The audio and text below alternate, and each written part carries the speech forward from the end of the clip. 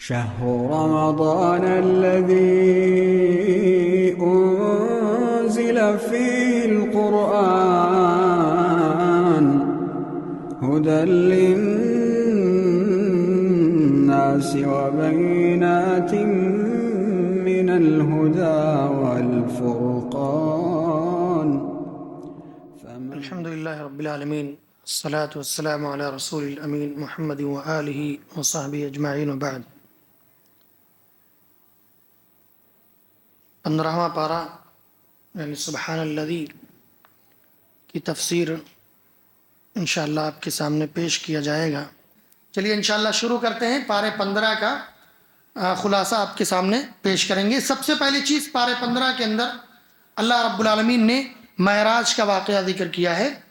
اللہ نے فرمایا سبحان الذی اسرا بعبدہ لیلا من المسجد الحرام الى المسجد الاقصى الذي بارکنا حولہ لنریہ من آیاتنا انہ هو السمیع البصیر.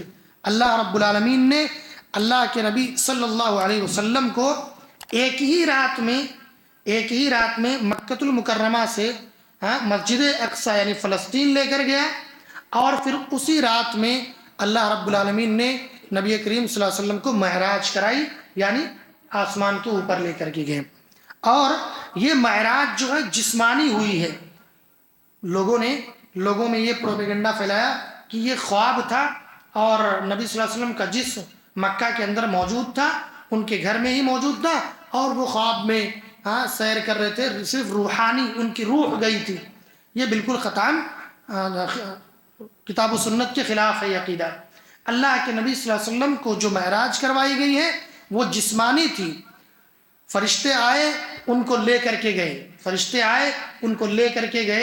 اور فلسطین لے کر کے گئے مسجد اقصی کے اندر. اس کے بعد آپ کو لے کر کے آسمان میں گئے اور پورا سیر کروایا. لوگ یہ کہتے ہیں، اشکال یہ پیش کرتے ہیں کہ اللہ کے نبی صلی اللہ علیہ وسلم ایک ہی رات میں کیسے ممکن ہے؟ ارے بھائی اللہ تعالیٰ چاہے تو ممکن نہیں ہے. عجیب بات کرتے ہیں. جب اللہ نے یہ کہہ دیا اسرا بعبدہ لیلا، یعنی اللہ نے وہ اسرا کروایا ہے، اللہ نے وہ معراج کروائی ہے، تو جب اللہ نے کروائی ہے تو ممکن ہے. اس میں کیا دقت ہے؟ کہ اللہ اس پر قادر نہیں ہے؟ اللہ تعالیٰ اس چیز پر قادر نہیں ہے کہ اللہ تعالیٰ لمحوں میں اللہ کے نبی صلی اللہ علیہ وسلم کو فلسطین لے جائے، یعنی وہاں پر مسجد اقصی، اور پھر آسمان میں لے جائے، سیر کروا دے؟ یہ اللہ کے لیے ممکن نہیں ہے کیا؟ اللہ کی ذات سے، اللہ کی قدرت سے کوئی چیز بعید بھی ہے، کوئی چیز دور بھی ہے کیا؟ یہ ساری چیزیں اللہ کی قبضے قدرت میں ہیں. ایک لمحے میں پلک جھپکتے ہم کو آسمان میں اٹھا سکتا ہے اللہ تعالیٰ. پلک جھپکتے ہم کو موت دے سکتا ہے. پلک جھپکتے کسی کو زندہ کر سکتا ہے. پلک جھپکتے مدینہ سے اور یہاں ہندوستان میں کسی کو پہنچا. یہ ساری چیزیں اللہ کے ہاتھ میں. بھائی جب بات یہ آ گئی کہ اللہ نے کروایا ہے تو پھر انسان کو فوراً یقین کر لینا چاہیے، بغیر کسی چونچرا، بغیر کسی تعویل کے. کیسے کروایا؟ ایسا کیسے ہو سکتا؟ اتنا میل یہ ہے، اتنا میل وہ ہے، کیسے ہو سکتا ہے؟ یہ سب نہیں سوچنا ہے ہم کو. بس اللہ نے کروایا ہے، ہم کو اللہ کی ذات پر یقین ہے. جب یہ معراج کا واقعہ ہوا اور اللہ کے نبی صلی اللہ علیہ وسلم نے آ کر کے معراج کا پورا قصہ بتلایا لوگوں کو، تو لوگوں نے الٹی سیدھی باتیں کرنی شروع کر دی. جب یہ بات ابو بکر صدیق کے پاس پہنچی تو کہا اللہ کے نبی نے کہا ہے تو صحیح ہے. سبحان اللہ. اسی لیے اللہ کے نبی صلی اللہ علیہ وسلم نے ان کو اسی واقعے کے بعد ہی ان کو صدیق کا لقب دیا تھا. اسی واقعے کے بعد کہا اللہ کے نبی نے فرمایا نا، بس ختم. یہی ایمان ہونا چاہیے، یہی جذبہ ہونا چاہیے ہمارا. اللہ نے فرمایا نا، بس بات ختم. اللہ کے نبی نے فرمایا، اب ہمیں کچھ نہیں سننا ہے، کسی کی نہیں سننا ہے. کیسے ہوا، کیوں ہوا، کس نے کیا، وہ نہیں سننا ہم کو. نبی صلی اللہ علیہ وسلم نے فرمایا ہے صادق والمصدوق. نبی کریم صلی اللہ علیہ وسلم صادق ہے، مصدوق ہے، امین ہے. جب ہمارا ایمان ہے کہ وہ صادق ہیں، کبھی جھوٹ نہیں بولا. ارے وہ نبوت سے پہلے انہوں نے جھوٹ نہیں بولا. یہ معجزہ اللہ کے نبی صلی اللہ علیہ وسلم کا، یہ ذات ہے اللہ کے نبی صلی اللہ علیہ وسلم کی. کفار مکہ جو اللہ کے نبی صلی اللہ علیہ وسلم کے جانی دشمن تھے، لیکن اس بات کی تصدیق کرتے تھے کہ محمد نے کبھی جھوٹ نہیں بولا ہے. اس بات کی تصدیق کرتے تھے وہ. وہ تو جب اللہ کے نبی صلی اللہ علیہ وسلم نے دعوت دینی شروع کی اس کے بعد برا بھلا کہنا شروع کیا نا، لیکن اس سے پہلے ان کے صادق اور امین ہونے کی تصدیق کرتے تھے کفار مکہ، جو مسلمان نہیں ہوتے وہ بھی تصدیق کرتے تھے۔ تو جب وہ نبی ہمیں بتلا رہا ہے کہ میں فلسطین گیا، وہاں اچھا وہاں پر امامت کرائی، تمام انبیاء کے سردار اللہ کے نبی صلی اللہ علیہ وسلم نے امامت کروائی، الحمدللہ امامت کروائی، معراج گئے، موسیٰ علیہ السلام سے ملاقات ہوئی، دیگر انبیاء سے ملاقات ہوئی، نماز کا تحفہ ملا، ساری چیزیں ملی۔ جب میرے نبی نے بتلایا ہے تو میں کیسے اس کو جھٹلا دوں، کیسے کہہ دوں کہ اللہ کے نبی جسمانی نہیں گئے تھے؟ لہذا اللہ کے نبی صلی اللہ علیہ وسلم کی جو معراج ہوئی ہے وہ جسمانی ہوئی ہے، یہ بات واضح رہے۔ اس میں ہمیں واضح ہے نا مسئلہ، اس میں ہمیں کلیئر ہونا چاہیے کہ نبی صلی اللہ علیہ وسلم نے فرمایا ہے تو بس وہ ہمیں تسلیم کر لینا ہے بلا چوچلا۔ معراج جسمانی ہوئی اور جاگنے کی حالت میں، جی ہاں یہ بھی واضح رہے، خواب میں نہیں ہوئی، جاگنے کی حالت میں نبی کریم صلی اللہ علیہ وسلم کو رات کے وقت مسجد حرام سے مسجد اقصی اور پھر وہاں سے آسمانوں میں لے جایا گیا، وہاں سے آسمانوں میں لے جایا گیا۔ معراج کا تحفہ کیا تھا؟ 3 چیزیں تھیں۔ معراج کا تحفہ 3 چیزیں تھیں، 3 چیزیں اللہ رب العالمین نے اللہ کے نبی صلی اللہ علیہ وسلم کو تحفہ عطا کیا۔ سب سے پہلی چیز نماز، اور کتنی نمازیں فرض ہوئی تھیں؟ 50 ہوئی تھیں۔ اللہ کے نبی صلی اللہ علیہ وسلم نمازیں لے کر اترے، موسیٰ علیہ السلام کے پاس آئے، کہا کیا دیا ہے تمہارے پروردگار نے، کیا دیا ہے؟ کیسے باتیں کرتے ہیں؟ جب آپ کسی حاکم کے پاس جاتے ہیں، کسی بڑے آدمی کے پاس جاتے ہیں، وہ باہر آتا ہے تو گفتگو کیسے ہوتی ہے باہر؟ یا اسی طرح اگر آپ کہیں انٹرویو کے لیے گئے ہیں، کوئی شخص نکلتا ہے، کیا پوچھے کیا پوچھے، ذرا بتاؤ کیا پوچھے؟ ہاں، محمد صلی اللہ علیہ وسلم، ہمارے نبی صلی اللہ علیہ وسلم، اللہ کے نبی صلی اللہ علیہ وسلم کے پاس سے آئے، موسیٰ علیہ السلام نے پوچھا کیا ملا کیا ملا، ذرا بتاؤ ہمیں۔ فرمایا 50 نمازیں۔ ارے 50 نمازیں کم کروا لو، تخفیف کرواؤ، اتنی تمہاری امت کی طاقت نہیں ہے، ہم نے دیکھا ہے، ہم جانتے ہیں تمہاری امت کے لوگ نہیں پڑھ سکتے اتنی نمازیں۔ کہا کہ پھر اللہ کے نبی صلی اللہ علیہ وسلم اوپر گئے، کہا کہ کچھ تخفیف کر دیجئے، میری امت پر تھوڑا رحم کیجئے۔ 5 کم ہوئی، 45 ہوئی، پھر آئے، پھر کہا ابھی بھی نہیں ہو سکتا، پھر گئے۔ اس طرح ہوتے ہوتے آتے جاتے 5 نمازیں ہوئی، اور یہ کہہ دیا گیا کہ یہ 5 نمازیں تمہیں دی جا رہی ہیں، لیکن اس کا ثواب 50 کے برابر، جاؤ لے لو تحفہ۔ سبحان اللہ، کہا لے لو۔ اپنے حبیب کو اللہ کے نبی صلی اللہ علیہ وسلم نے بلایا، اللہ رب العالمین نے بلایا تھا۔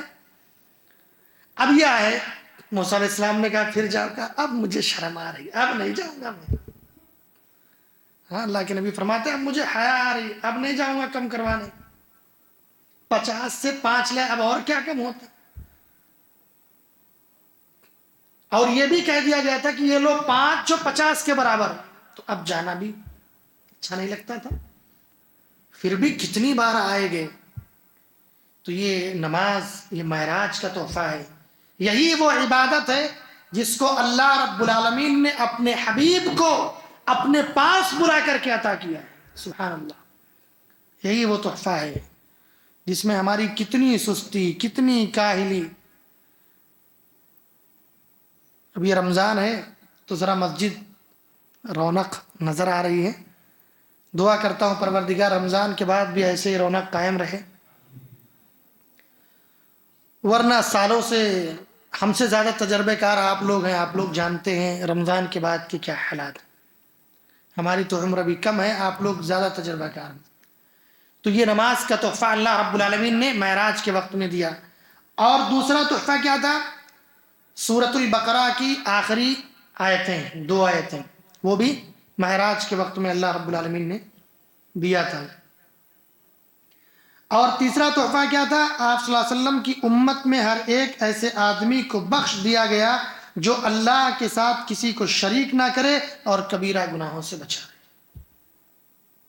امت کے ہر اس شخص کی اللہ رب العالمین نے بخشش کر دی جو شرک سے پاک ہو اگر کوئی شرک سے پاک ہو گیا، معراج کا تحفہ ہے کہ اللہ رب العالمین اس کی بخشش کر دے گا۔ آج دیکھیں امت مسلمہ کا کیا حال ہے، کس قدر شرک میں ملوث ہیں، کس قدر اللہ کو بھولے ہوئے ہیں، معراج کے اس تحفے کو بھول گئے ہیں۔ ہاں البتہ معراج کے نام پر بدعتیں ایجاد کر لی ہیں، جو اللہ کے نبی نے نہیں کیا، صحابہ نے نہیں کیا، ان بدعتوں کو ایجاد کر لیا، جبکہ معراج کا تحفہ صاف صاف 3 چیزیں، ان 3 چیزوں کو ہی لازم پکڑ لیتے کم سے کم معراج کے نام پر، لیکن دوسری بدعتیں ایجاد کی۔ تو یہ معراج کا تحفہ تھا۔ اس کے بعد اللہ تعالیٰ نے اسی پارے کے اندر انسانی اعمال کی ریکارڈنگ کا مسئلہ بیان کیا ہے کہ انسان کا ہر ایک عمل نوٹ کیا جا رہا ہے۔ اللہ نے فرمایا وَكُلَّ إِنسَانٍ أَلْزَمْنَاهُ طَائِرَهُ فِي عُنُقِهِ وَنُخْرِجُ لَهُ يَوْمَ الْقِيَامَةِ كِتَابًا يَلْقَاهُ مَنشُورًا اقرأ كِتَابَكَ كَفَى بِنَفْسِكَ الْيَوْمَ عَلَيْكَ حَسِيبًا۔ اللہ نے کہا اور ہم نے ہر انسان کا نام اعمال اس کی گردن میں لٹکا دیا ہے۔ وَنُخْرِجُ لَهُ يَوْمَ الْقِيَامَةِ كِتَابًا يَلْقَاهُ مَنشُورًا، ہم قیامت کے دن اس کو کتاب کی شکل میں کھول دیں گے، اس کے سامنے رکھ دیں گے، وہ اس کو کھلا ہوا پا جائے گا، اپنے سامنے خود دیکھ لے گا اس کو۔ پھر کہا جائے گا اقرأ کتابک، اس کو کہا جائے گا تو اپنا نام اعمال خود پڑھ لے، تو دیکھ لے تو نے کیا کیا کیا۔ کفا بنفسک اليوم علیک حسیبا، حساب و کتاب کے اعتبار سے آج تو زیادہ بہتر ہے، تو ہی سمجھتا ہے، تو کافی ہے حساب کتاب کرنے کے اعتبار سے، تو خود اپنا نام عمل دیکھ لے۔ سورہ کہف کے اندر اللہ رب العالمین نے فرمایا وَوُضِعَ الْكِتَابُ فَتَرَى الْمُجْرِمِينَ مُشْفِقِينَ مِمَّا فِيهِ وَيَقُولُونَ يَا لَيْتَنَا يَا وَيْلَتَنَا مَا لِهَذَا الْكِتَابِ لَا يُغَادِرُ صَغِيرَةً وَلَا كَبِيرَةً إِلَّا أَحْصَاهَا۔ اللہ تعالیٰ نے فرمایا جب اس کا نام اعمال اس کے سامنے پیش کیا جائے گا تو اے نبی آپ دیکھیں گے مجرموں کو، اللہ کا انکار کرنے والوں کو، اللہ کی آیتوں کا انکار کرنے والوں کو، شرک کرنے والوں کو، مشرکوں کو، آپ دیکھیں گے کہ وہ اس نام اعمال کو، نام اعمال کے اندر جو چیزیں تحریر ہیں، جو چیزیں لکھی ہوئی ہیں، جو چیزیں اس کے نام اعمال میں ہیں، وہ دیکھ کر کے ڈرنے لگیں گے، مجرم ڈرنے لگیں گے اور کہیں گے وَيَقُولُونَ يَا وَيْلَتَنَا، ہائے ہماری بربادی، ہائے ہماری بے بسی، یہ کیا ہو گیا، مَا لِهَذَا الْكِتَابِ، ارے اس نام اعمال کو، اس کو کیا ہو گیا ہے، اس نے میرے چھوٹے بڑے سب گناہوں کو شمار کر لیا ہے، کچھ بھی نہیں چھوڑا ہے۔ انسان کا نام اعمال جب پیش کیا جائے گا تو کہے گا، مجرم کہے گا میرے بڑے گناہ تو جانے دو، چھوٹے چھوٹے گناہ کو بھی اس نے شمار کر لیا، ایک ایک پائی کا حساب ہوگا میرے بھائی۔ یاد رکھیں اللہ تعالیٰ حساب لینے پر آ جائے کوئی نہیں دے سکتا، اللہ کا خصوصی رحم اگر نہیں ہوا کوئی کامیاب نہیں ہو سکتا۔ لہذا جب آپ دعا کریں اور کوئی اعمال کریں تو اعمال کی قبولیت کی دعا کرتے رہیں ضرور، صرف اعمال کر لینے سے کافی نہیں ہوگا، اور اللہ کی خصوصی رحمت کی دعا کریں، اللہ تعالیٰ اپنے خصوصی رحم و کرم سے ہم تمام لوگوں کی مغفرت فرمائے۔ تو کہیں گے مجرم کہ اس نے اس کتاب کو کیا ہو گیا، نام اعمال کو، چھوٹے چھوٹے گناہوں کو تو شمار کر لیا، لکھ لیا اس نے۔ وَوَجَدُوا مَا عَمِلُوا حَاضِرًا، اللہ نے فرمایا جو کچھ ان لوگوں نے کیا ہوگا سب کچھ سامنے پا جائیں گے، پورا ان کے سامنے رہے گا۔ وَلَا يَظْلِمُ رَبُّكَ أَحَدًا، اللہ نے فرمایا اے میرے نبی تیرا رب کسی پر ظلم نہیں کرے گا، ظلم نہیں کرے گا، جو کیا رہے گا ایک ذرہ، فَمَنْ يَعْمَلْ مِثْقَالَ ذَرَّةٍ خَيْرًا يَرَهُ وَمَنْ يَعْمَلْ مِثْقَالَ ذَرَّةٍ شَرًّا يَرَهُ، ذرہ برابر بھی خیر اللہ وہ بھی سامنے لائے گا، ذرہ برابر بھی شر وہ بھی سامنے آ جائے گا۔ ذرہ کس کو کہتے ہیں؟ جی ذرہ کو بتلایا گیا تنکا نہیں، اس سے بھی باریک، جس کو مائکروسکوپ سے دیکھتے ہیں، ذرات جس کو کہا جاتا ہے، یعنی جب سورج کی شعاعیں آتی ہیں تو آپ نے کبھی دیکھا ہوگا کہ اس میں چھوٹے چھوٹے ذرات ہوتے ہیں، اس کو ذرہ کہا گیا ہے. اگر اتنا برابر بھی کوئی نیکی کیا ہوگا اللہ اس کے سامنے لائے گا، اتنا برابر، اس ذرے کے برابر اگر کوئی برائی کیا ہوگا اللہ تعالیٰ اس کے سامنے لا کر کے پیش کر. ذرہ ہم تنکوں کا کہتے ہیں نا، تنکا بھی نہیں، اس سے بھی چھوٹا، جو دکھائی نہیں دیتا ہم کو، جو ہواؤں میں ہوتا ہے، پردوشت ہوا میں، گندی ہواؤں میں چلتے ہیں، اس وہ ذرے کے برابر اللہ تعالیٰ ہماری نیکیوں کو، ہماری برائیوں کو شمار کیا ہو. بڑا خطرناک ہے. انسان کیسے انکار کر پائے گا؟ انسان یاد کر لے گا فوراً، ہاں یہ گناہ میں نے کیا. ایک ایک چیز ہماری لکھی جا رہی ہے. ریکارڈنگ اور ڈائری بہت خطرناک ہے. بس اللہ سے یہ دعا ہے، پروردگار تو اپنے رحم و کرم سے ہم تمام لوگوں کے حساب و کتاب کو آسان فرما دے. اس کے بعد اللہ تعالیٰ نے والدین کے ساتھ حسن سلوک کا حکم دیا ہے. اس سے پہلے یہ بات گزری تھی، لہذا زیادہ تفصیل میں نہیں جائیں گے، بس مختصر سے بتائیں گے. اللہ تعالیٰ نے اس آیت میں وَقَضَىٰ رَبُّكَ أَلَّا تَعْبُدُوا إِلَّا إِيَّاهُ وَبِالْوَالِدَيْنِ إِحْسَانًا. اللہ نے اپنی عبادت کے بعد، توحید کے فوری بعد والدین کا تذکرہ کیا ہے. فوری اپنی عبادت کے بعد، فوری توحید کے بعد اللہ نے والدین کا تذکرہ کیا ہے. لہذا والدین کا مقام بہت بڑا ہے.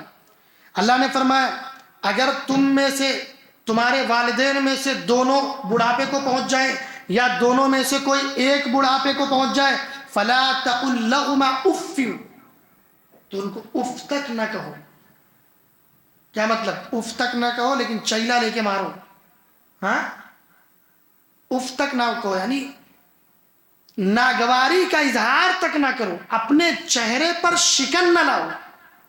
والدین اگر کچھ کہہ دیں تو اس کے لیے یعنی کیسے اپنے یہاں ناگواری کا اظہار کیسے کرتے ہیں؟ کیا تو بھی کچھ بھی بولتے رہے. اس کو کہا گیا یہ بھی نہیں کر سکتے آپ والدین کے سامنے.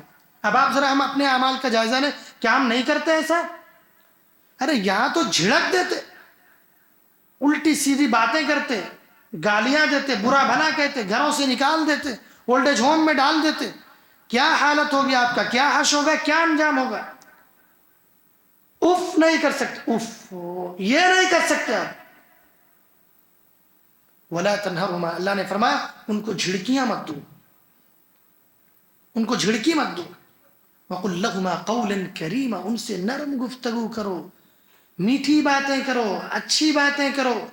واخفض لهما جناح الذل من الرحمہ، اور ان کے لیے نرمی کا پہلو ہمیشہ اختیار کرو، رحمت کے بازوؤں کو کھول دو، یعنی ہمیشہ نرمی کے ساتھ پیش آؤ. وقل رب ارحمہما کما ربیانی صغیرا، اور اپنے والدین کے لیے دعا کرتے رہو، اے پروردگار میرے والدین پر اسی طرح رحم کر جس طرح ان دونوں نے بچپن میں مجھ پر رحم کیا. اس آیت پر اگر آپ غور کریں گے، اس جملے پر اللہ نے بہت بڑی بات کہہ دی. کہا ہے پروردگار والدین پر اسی طرح رحم کر جس طرح ان والدین نے مجھ پر بچپن پہ رحم کیا. کیا مطلب؟ جب میں بچپن میں تھا تب انہوں نے مجھ پر رحم کیا، آج ان کا جو مرحلہ ہے، ان کی جو عمر ہے وہ بچپنے کی عمر ہے، گویا کی بڑھاپے کی عمر گویا کی بچپنے کی عمر ہے. بہت سارے مسائل میں یعنی بار بار بولنا، کسی بات کو چڑچڑا پن ہو جانا، یہ گویا کی اللہ نے اس آیت میں گویا کی والدین کی اس عمر کو بچپن کی عمر سے تشبیہ دی ہے. گویا کہ آج وہ بھی بچپنے کی عمر میں ہیں. بہت ساری باتیں ہوتی ہیں نا گھروں میں، والدین کچھ بولتے رہتے ہیں، بات بات پہ چڑ جاتے ہیں، چڑچڑاپن ہو جاتا ہے. بچپن میں ہم کیا کرتے ہیں؟ ہم بھی ایک ایک سوال کو بار بار پوچھتے ہیں، ابو جان یہ گھڑی ہے؟ ہاں بیٹا یہ گھڑی ہے. ابو اس کو کیا کہتے ہیں؟ گھڑی کہتے ہیں. ابو اس کو کیا کہتے ہیں؟ نہیں بولتے، بچے نہیں بولتے اس طرح. تو کیا ہم ان کو جھڑکیاں دیتے ہیں، ان پر غصہ کرتے ہیں کیا کہ بار بار ایک ہی بات پوچھے جا رہا ہوں؟ نہیں بولتے. کیوں؟ بچہ ہے جی. تو اسی کو ہم والدین ہیں. بار بار کوئی بات کہنے سے گھبرانا نہیں چاہیے. آج کل دیکھیں ہمارے ہاں سب بڑے پتہ نہیں کیا لگائے ہوئے ہیں، بڑے پتہ نہیں کیا بول رہے ہیں. ہاں ان کو کیا ہو گیا ہے پتہ نہیں کیا کیا سنا دیتے ہیں. ارے یار 2 لقمہ کھانا دیتے ہو، احسان نہیں کر رہے ہو. 2 لقمہ کھانا دے کر کے اور دنیا بھر پورا دن کا ان کو جو ہے سناتے رہتے ہیں. شام میں لوٹتے آتے ہی بیوی نے کچھ، اچھا ہاں یہ بیویاں بھی آتے ہی تمہارے ابو نے ایسا کیا، تمہاری امی نے ایسا کیا، دن بھر بڑبڑاتے رہے، دن بھر چلاتے رہے، ہم کو ایسا بولے ویسا بولے. یہ آ کے پہلے سنا دیتی ہیں اسٹوری پوری. اب وہ دن بھر کا تھکا ماندہ آیا، وہ سیدھا جا کر کے اپنے والدین کو گھیر میں لے لیتا.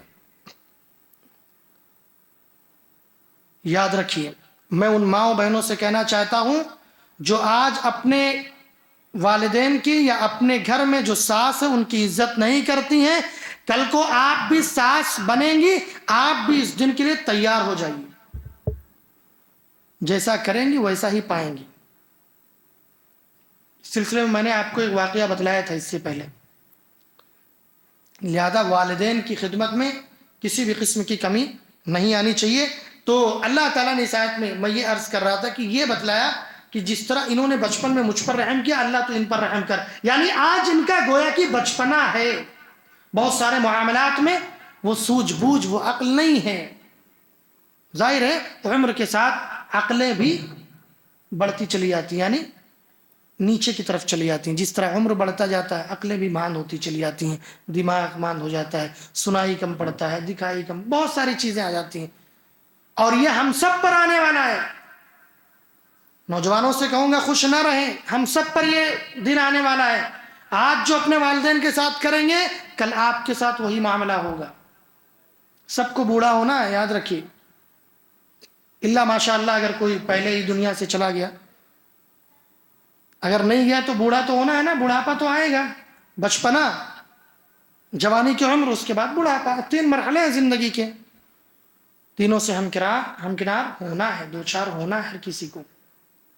لہذا جو نوجوان ہیں وہ بڑوں کی عزت کریں، والدین کی ساتھ ساتھ جو معاشرے میں بھی جو لوگ بڑے ہیں ان کی عزت کریں.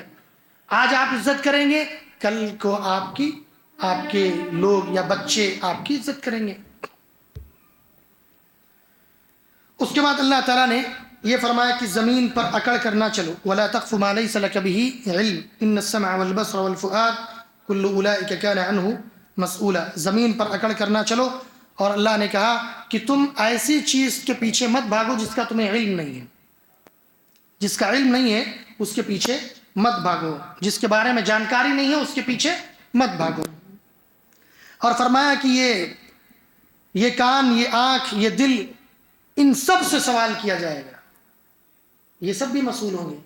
کان سے سوال ہوگا، آنکھ سے سوال ہوگا کیا دیکھا تم نے، کان سے بھی سوال ہوگا کیا سنا تم نے. دل سے سوال ہوگا کیا سوچا تم نے، کیا کیا تم نے.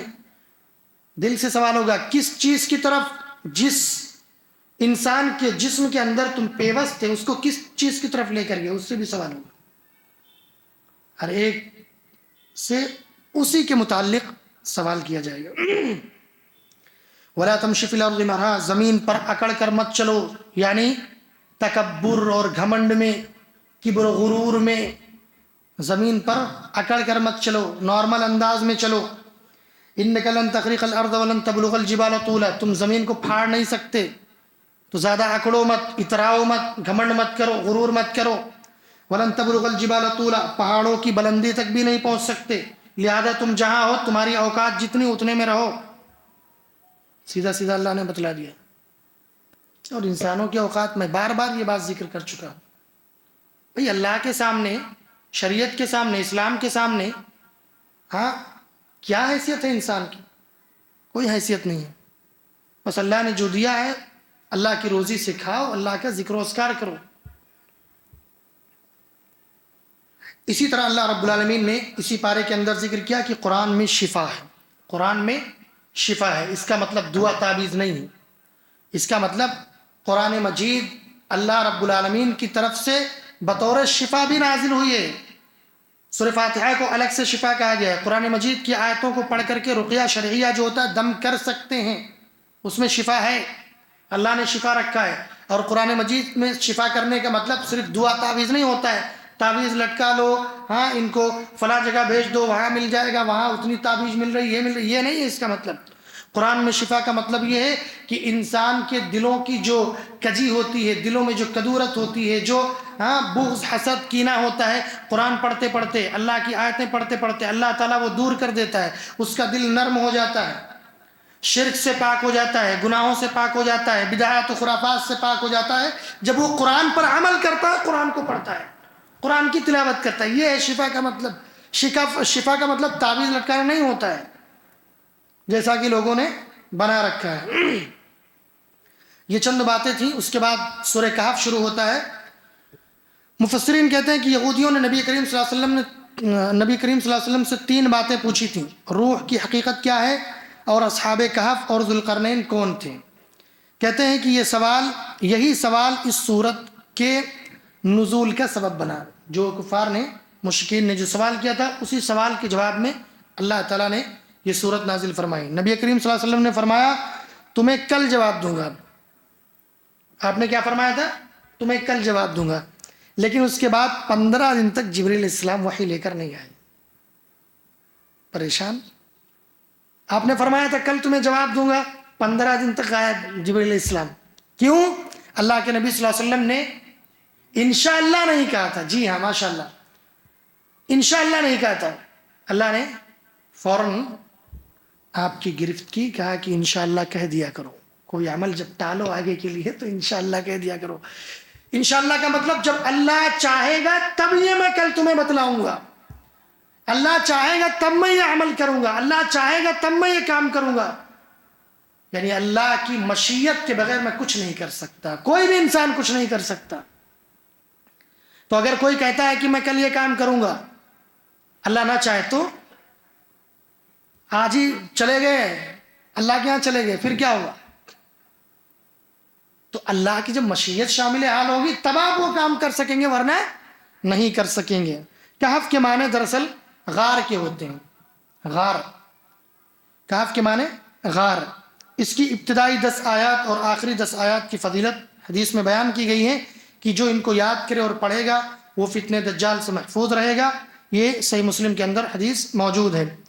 اور اس کی تلاوت جمعہ کے دن کرے گا تو آئندہ جمعہ تک کے لیے اس کے لیے خاص نور کی روشنی رہے گی، خاص نور کی روشنی رہے گی، اور اس کے پڑھنے سے گھر میں سکون اور برکت نازل ہوتی ہے۔ یہ سورہ کہف کی فضیلت ہے۔